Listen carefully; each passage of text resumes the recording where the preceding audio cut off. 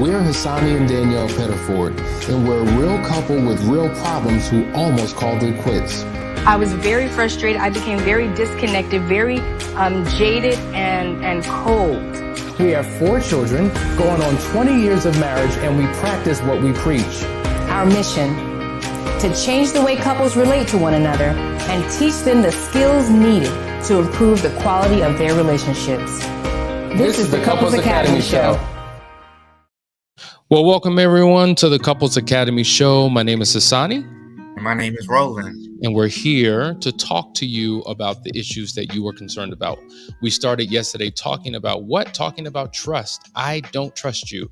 But we were focusing more on the internal struggles that people have within themselves that lead to their own trust issues, separate from what someone may have done. And oftentimes these issues started prior to the relationship. And so today we're going to continue in that conversation to talk about, well, how can I trust? How can I trust? How can I begin that process? And so you're tuning into the Couples Academy Show. We want to know who you are, what city, state, and country you're representing so that we can honor you. We want to thank you all for tuning in daily. But before we get started, as we always ask you to do, to like, share, and subscribe. Let the community know that we are live today so that they can be a part of this amazing conversation. And to all of you who watch the replay, we don't know who you are, but we appreciate you. We get calls in, we get people who attend the Last Chance Weekend who we've never heard of, we've never seen, and we're always amazed at what impact this has had on you and your willingness to take things to the next level to restore your relationship. On that note, Last Chance Weekend is coming up the second weekend of August. Make sure you set yourself up for success and register today. I want to share this great testimonial with someone who came to the Last Chance Weekend who experienced transformation, and then we'll dive into today's topic. So stay right there. My name is Shanice Rollison. I'm from Virginia. My husband and I have been together for 12 years, married for 8. We came to Last Chance Weekend because we were on the brink of divorce, literally about to file. I was excited the first day coming down here and hopeful, but during the process, I decided that I was leaving the next day. I didn't want to do it. I didn't want to be involved. I couldn't take it anymore. But I came back anyway, trusted the process like everybody said, and we went on a field trip. The field trip gave me a new perspective that let me listen to my husband and believe him instead of believing myself. The rest of the day gave us insight that we haven't been able to get for 12 years. 12 years of misunderstandings, arguments, feeling like the other one was doing things on purpose. And we left feeling really hopeful and partially restored, but afraid that when we got home, things would go right back to being the same. The third day today has been amazing and extremely eye-opening. I love my husband more than I did when I met him. I feel like he feels the same about me, and we're genuinely excited, able to let go of the past and look forward to the future. So for anybody who's thinking about it, if it's worth it, come. It works. It really does. I know all the videos say it. I thought it was corny, but it works.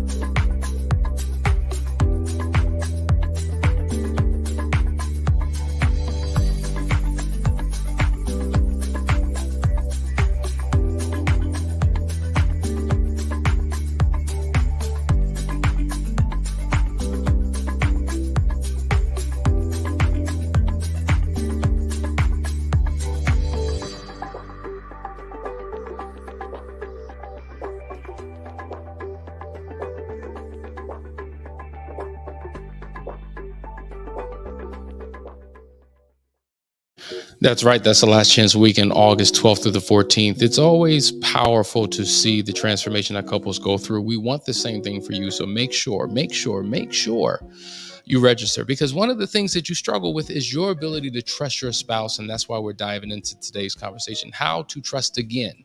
What do we need to do to begin to trust again? Understanding that trust is one of the foundational pillars of a healthy relationship. Openness, honesty, transparency, the ability to open up and share. That is the foundation. So let's dive into some tips today. Excited to hear what Roland has to say. But let's go to the first one. Number one, you have to acknowledge your feelings and practice being vulnerable in small steps. Now, once again, acknowledging your feelings is really taking ownership of your stuff, because oftentimes we look at our spouse through a lens. The lens that we look through is based upon our own internal thoughts, our own internal feelings, things that are going on inside of us.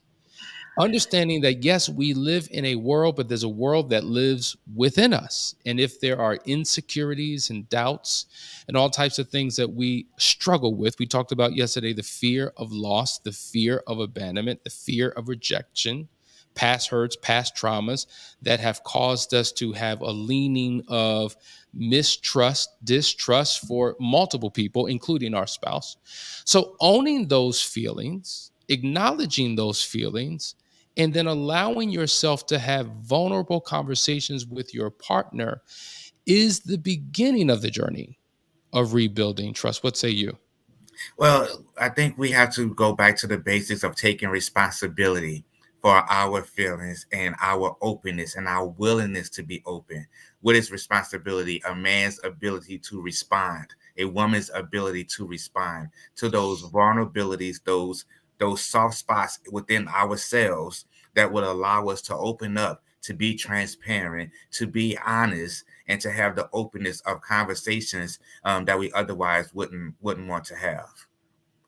Absolutely, absolutely. And when you have that, when that begins to occur, it opens up a pathway for connection in your relationship. And that kind of leads us to the next point here, and that is this: be honest and communicate about the key issues in your relationship. Now, I want to say the key issues because the fact of the matter is, it may seem as if we can't talk about anything without getting into an argument, getting into a fight. It may seem as if the problems that exist in our relationship are so mounting, like they just one gets stacked on top of the other. And if it's not about the finances, it's about the kids, it's about our sex life, it's about the way we communicate, it's about the bills. It's just always something, right? But the reality is that is not the key issue. The key issue causes problems to manifest in all of these areas. And for many people, it is: I don't feel safe. I don't feel protected. I don't trust. Whatever the internal, Danielle talks about it all the time. There's two conflicts going on: the conflict that we have with our partner, but oftentimes that may be a result of the conflict we're having within ourselves. There's a story we're Mhm. telling ourselves. There's a feeling and a thought that we're struggling with internally, and it manifests out and shows up in all of these problem areas. And oftentimes we're so busy pointing the finger, shifting blame, making things about the circumstances we're dealing with rather than the core issues. And if we don't take the time to address the core root issues, problems will continue to surface. And so, Roland, oftentimes in counseling sessions, if we're working with couples on a weekly basis, there are some couples where every time you meet, we're talking about this situation, in this circumstance, in that problem, and this week this happened.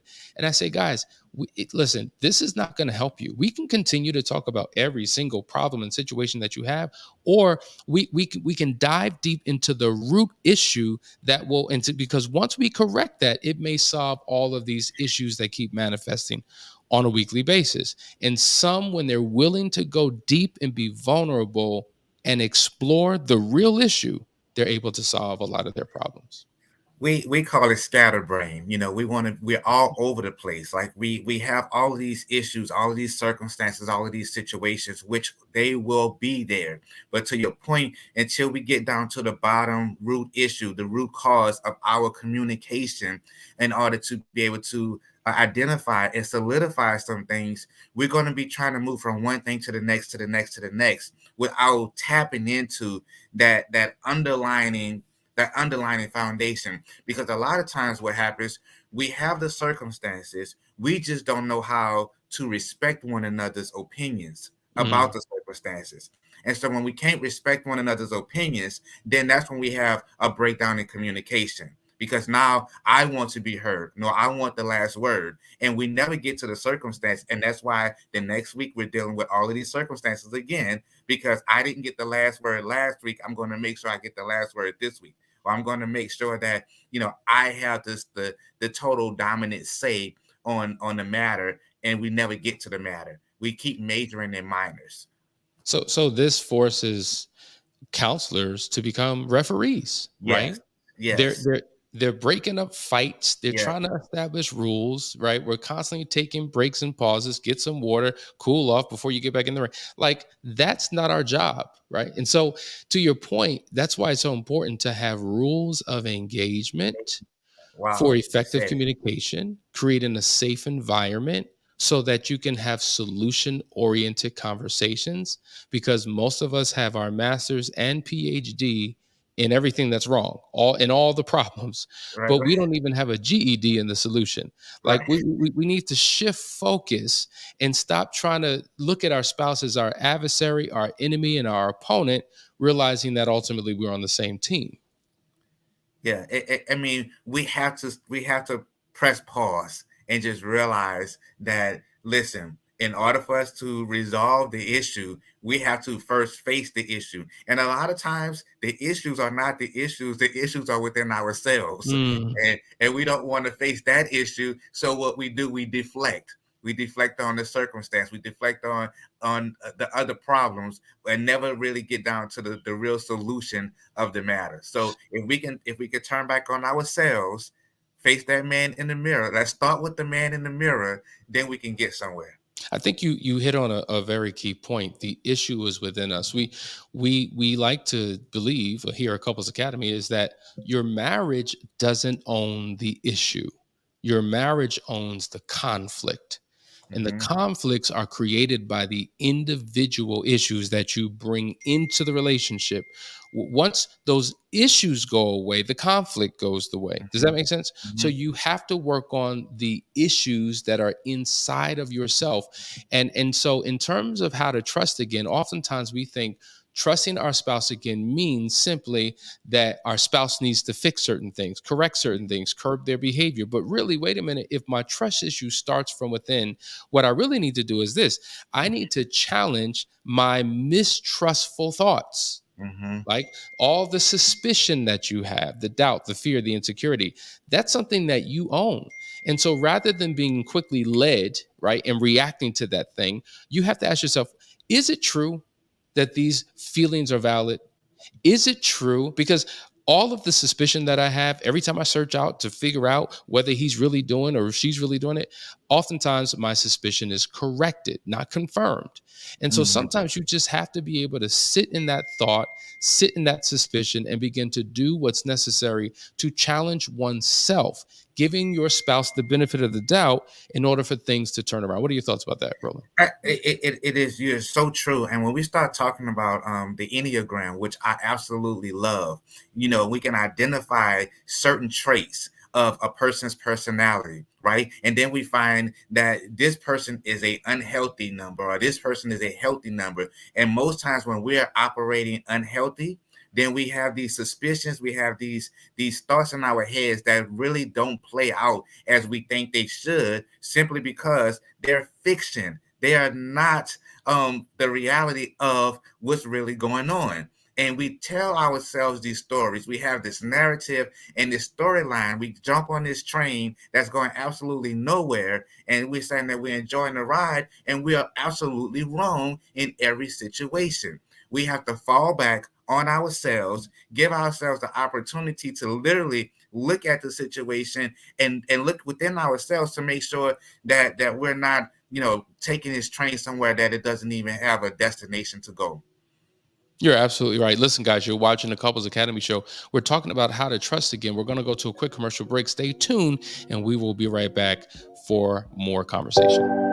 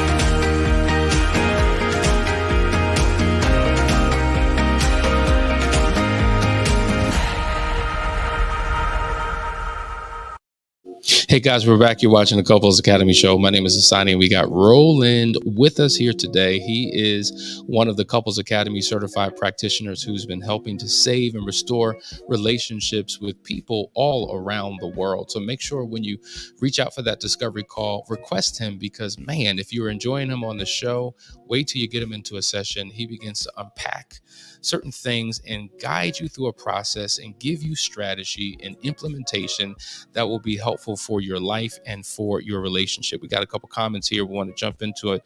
DJ, PhD and everything non-important. That's so true. We, as you say, we major in the minor.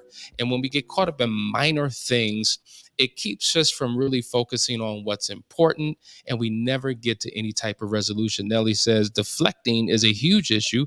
Face the man in the mirror. Yes. I think that's how you say it. I think that's how women say it. Yeah. Like we don't have permission to say it like that, but that's what I think she said. But yeah, the man in the mirror, the woman in the mirror is all critically important because at the end of the day, I'm the lowest common denominator in my relationship. And until I begin to work on me and get things together, nothing is going to change. It's just a matter of, listen, we have to want to be a better version of ourselves. And a lot of times, we grade ourselves at A+ when we really like a C-, and we don't want to be honest about that. We always want to grade ourselves above average, above where we really are. But we have to learn how to look within ourselves, face ourselves, and realize that we always have work that needs to be done. And when we can do the work on us, then that work will actually spread out to other areas. So that way we can tackle things a little bit differently and a little bit better, so we can have better lives for all of us. I think that's true. Even the scripture says, don't be high-minded and boastful. Mm-hmm. Don't think more of yourself than what you should. Scripture says that pride comes before a fall. And I don't know whether it's false pride, if it's a defense mechanism, if it's just we're just completely oblivious to what's wrong with us. We want to puff ourselves up. We want to build up our self-esteem.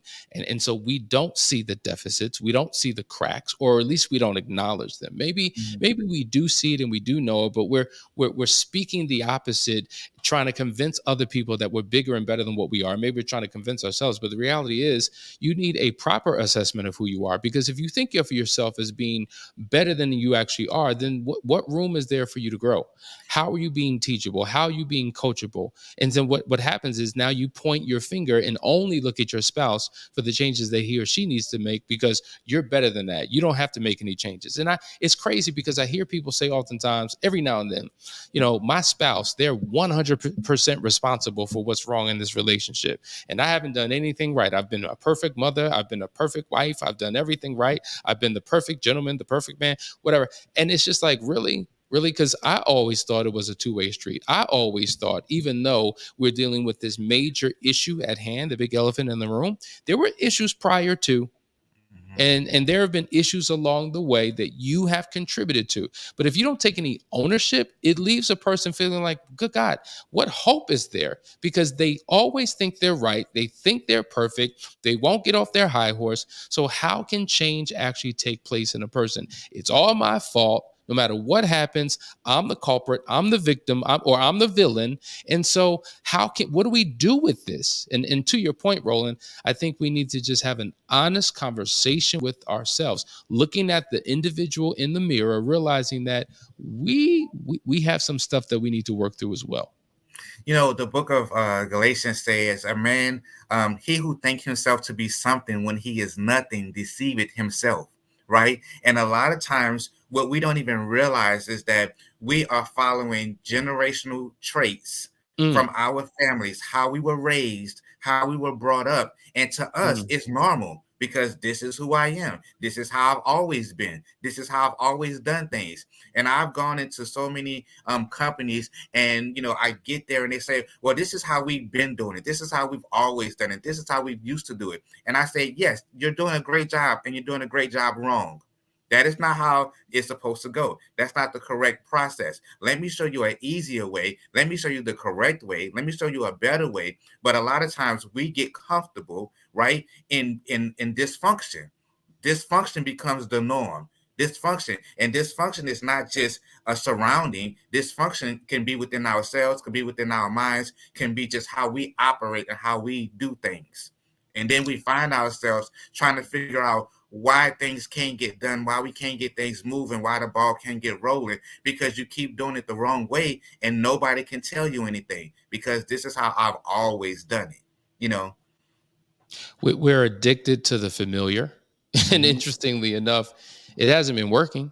And doing more of the same gets you more of the same. But to do something different, it's uncomfortable. It's awkward. It's weird. I can't trust that. And so I stick with what I know, even though what I know and what I do simply doesn't work.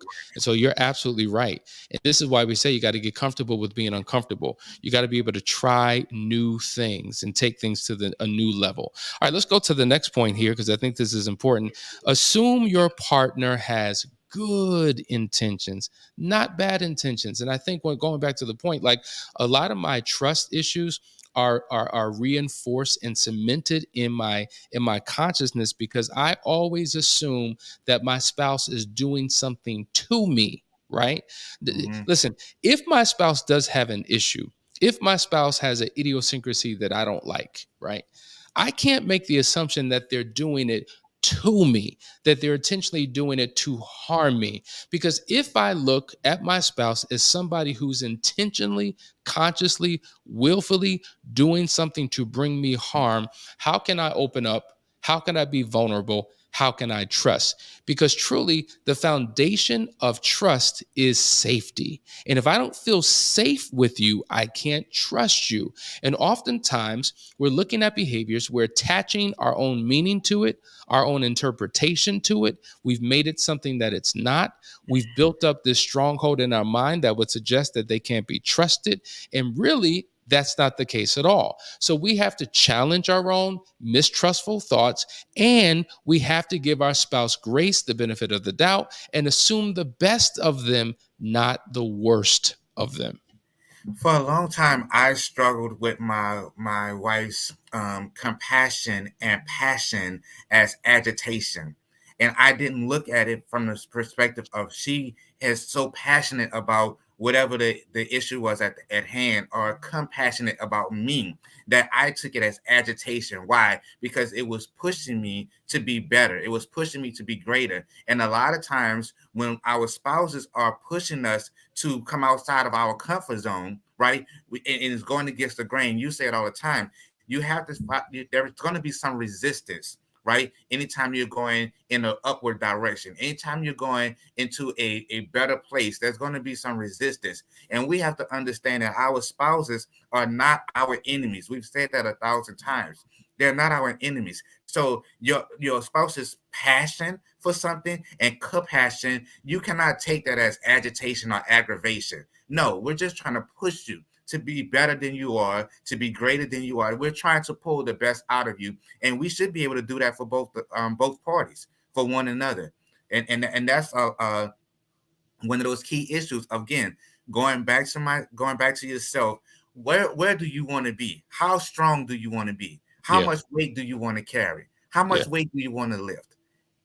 So we have to go back to ourselves. It all circles back around to us. Facebook user says Roland is preaching now, and here we go. Yes, I think that's how that's pronounced. You got a whole lot of Yes fans. What's going on, Roland? I don't know. Sherry says, how do I overcome all the lies from the affair? I want to trust, but I keep remembering the lies told. I mean, so this is a legitimate question, right? So now we're talking about if your spouse has done something that has created trust issues within you. Well, in the book, The Audacity of Marriage, 10 Principles of Lifelong Partnership, if you don't have it, I would highly recommend you read it.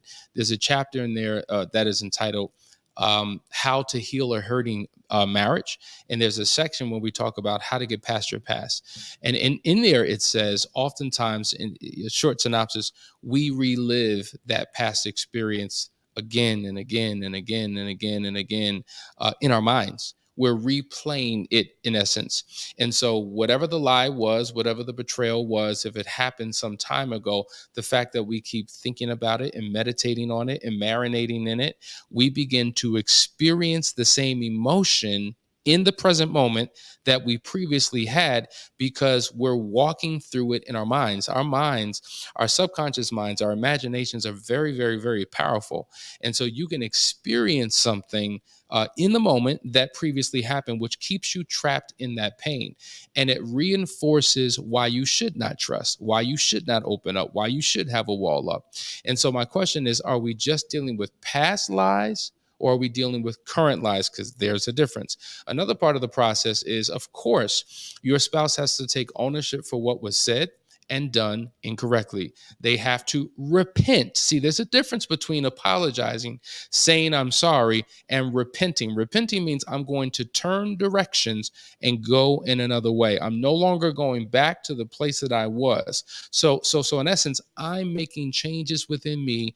I'm being open and honest today. I'm no longer engaging in the trickle truth. I'm giving you in the present moment reasons why you can begin trusting me. Right? So there's a number of things that need to be done in the rebuilding process of trust. And so my question is, are you going through a process? Are you going through counseling, whether individual or as a couple? Are you two held accountable? Are you a part of a community?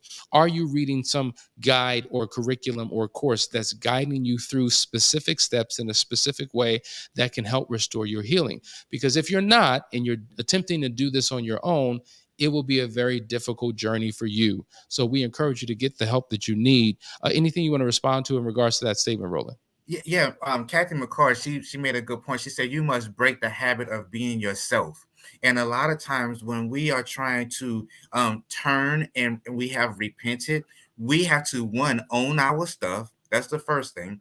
And then we have to be more vocal about the things that we've done, the things that we've said, the things that we've told, the lies that we've told, and in order to rebuild trust. Rebuilding trust, you cannot say that I want to work on something and be silent about it. When there's construction going on and there's a construction site, what do you hear? A lot of noise, a lot of breaking up, a lot of tearing up, because we're trying to get down to a foundation. We're trying to break up some fallow ground in order to rebuild, right, a very solid and strong structure. So sometimes we say I'm under construction. We say I'm being worked on, but are we really being worked on? Are we really taking out the time for ourselves to break up some things, to break up who we were? If you've been doing things for a long time a certain way, and then you repent and you're turning from that way, yes, a lot of things have to change. A lot of things, your behavior, your tone, your speech, your pattern has to change, and you have to be willing to go under construction, break up some stuff. We need a drill. We need a drill to break up a lot of things so that we can get a better version of who you are. Right? If you say that you've changed and you're trying to portray something to your spouse. One word. That was a bomb. You have to tear down in order to build back up. Right? So there's a demolition process that has to happen within you before you can be rebuilt and restored back up to what God has ultimately created you to be. That's the scary part, because we don't want to go through that process, because that drilling in our minds, there's so much fear and anxiety and trepidation about the fact that we need to change. Change is scary, and I want to hold on to the familiar, and this is all I know. And you've got, but being an explorer is stepping into uncharted territory. It's divorcing yourself from certain thoughts and feelings and beliefs that you've held on to. It's destroying the old and rebuilding the new. And what you just said was so critically important in terms of what anyone would need to do to begin to trust again. Out with the old, in with the new, but there has to be a tearing down. I couldn't have said that better myself. Guys, you've been watching the Couples Academy show. I hope you got something out of this conversation. We're going to continue because there's so much more to give. And so, Roland, I'm calling you out in front of all these people. You need to come back on this show so that we can go a little bit deeper to give the people what they want. Are you agreeing to come back on? Thank you. I'll accept that as a yes. See you tomorrow. Listen, guys, we love you. Reach out to us. However we can serve you, we are here. Go to the website, couplesacademy.org or 678-200-8996. Take care. See you later.